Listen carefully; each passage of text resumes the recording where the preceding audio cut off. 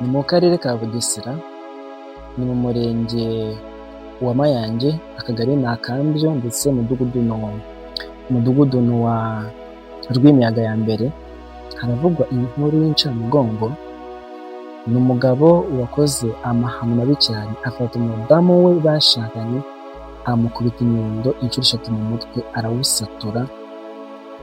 Umudamu aryama aho ngaho, abaturanyi n'inshuti baza birukanka, bafata umudamu bamujyana kwa muganga, gusa akaba yitabye Imana kuri 28 z'ukwa mbere uyu mwaka 2026. Uyu munsi aba bana bari mu gahinda gakomeye kubera ko mama wabo yishwe nabi mu urupfu rubi cyane rw'agashinyaguro, ndetse na papa wabo ntabwo bari kumwe, ari wakoze ayo mahano. Ni umugabo rero wakoze amahano mabi cyane, yitwa Nsengiyumva Ezekiel. Ubu yakoze aya mahano kuri 24 z'ukwa mbere 2026. Birabaje kuba muri iyi minsi abagabo barimo gushaka igisubizo, ariko barimo kwiga ubugome, bazi ko igisubizo cyo kurandura ibibazo umuryango ufite bikomeye cyane, bishingiye ku busambanyi no gukoresha igitsina nabi cyangwa se imikoreshereze mibi y'igitsina. Reka mpereze ikaze wowe uri ku cyakora kuri 5, reka mpereze ikaze wowe wamaze gukanda kuri subscribe, ndetse ukaduha ibitekerezo byawe muri comment. Reka nkubwire ngo nawe niba ari ubwa mbere ugeze kuri channel yacu, aka kanya hitamo gukanda subscribe, like, share na comment, kugira ngo n'ubundi ibiganiro byacu ujye ubigezwaho 5 kuri 5 ubyumve. Niyo mpamvu twazanye content kugira ngo twibutse abantu gusura ku mwimerere wo intangarugero, gukora ibikorwa byiza rwose bigamije gutanga amahoro, kugira ngo umuryango uva habi ukigeza ahantu heza. Kuba intangarugero aho dukorera hose, kuba intangarugero mu muryango, ibyo dukora byose tukarangwa na discipline, tukaba abantu bazima. Hari ibintu byinshi biba ari by'ubusazi biri hano hanze kuri social media n'ahandi, tukabyigiramo ingeso mbi zidusubiza inyuma, zitwangiriza ubuzima. So intangarugero Empire izagufasha kugira ibyo byose utandukanye nabyo.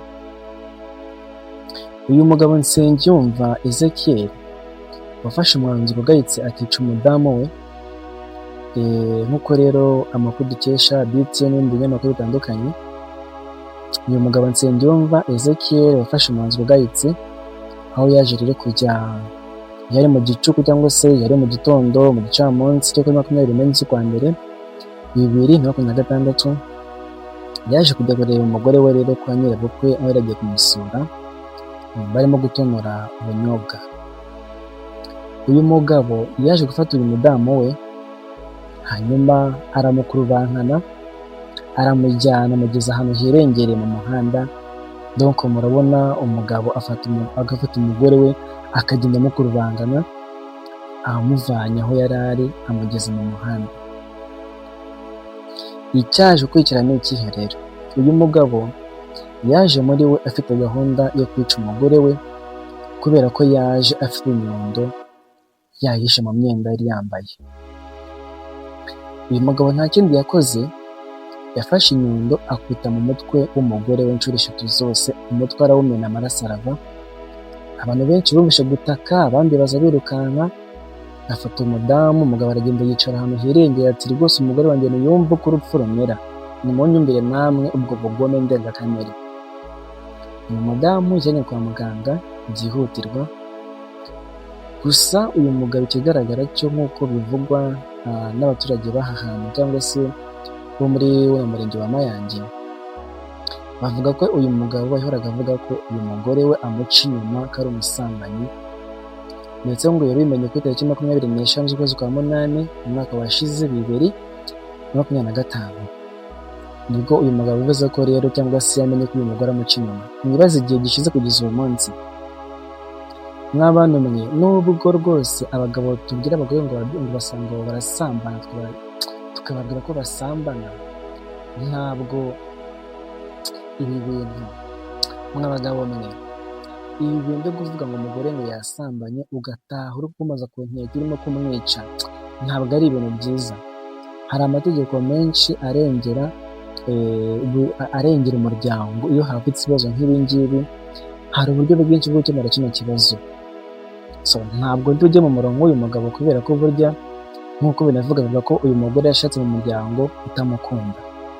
Binabaho ko umugabo ashobora guhindura umugore amakosa kugira ngo akunde amuboneho impamvu yo kumuvana mu nzira. Ibi rwose ni ibintu bibaho tuzi natwe umunsi ku munsi. So kubera iki muri iyi minsi ubusambanyi, kutamenya amategeko no kwigana ubugome, umuntu ashaka kwigana ubugome rwose azi neza ko arimo gushaka ikibazo cy'umuryango ufite.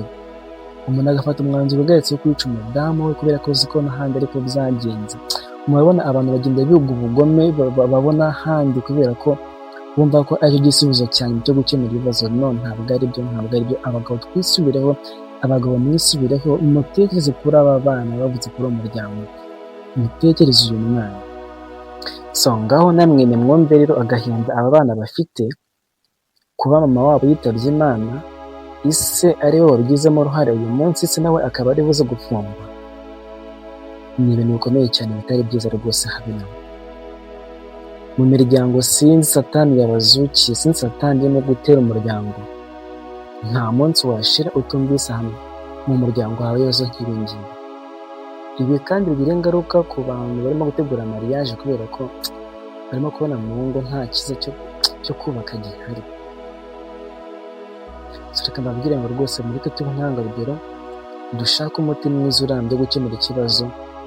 Twikumva ko ubwicanyi, kwica umudamu wawe cyangwa se kwica umugabo wawe, none ntabwo ari igisubizo kizima. Even nubwo mwaba mutari mwabyara, ntabwo ari igisubizo kizima. No, ntabwo bikwiriye. So aba bana barababaye rero. Ibi ngibi tugomba kubikora mu masomo, twebwe nk'abantu abajene, urubyiruko tugiye kurushinga. Namwe abantu mwubatse mukwiye kubikoramo mu masomo, munyibaza agahinda abana bafite. So Imana itabara abantu kubera ko birababaye. Muze kugira ibihe byiza, turabakunda, tube intangarugero. Murakoze. Ni mu karere ka Bugesera.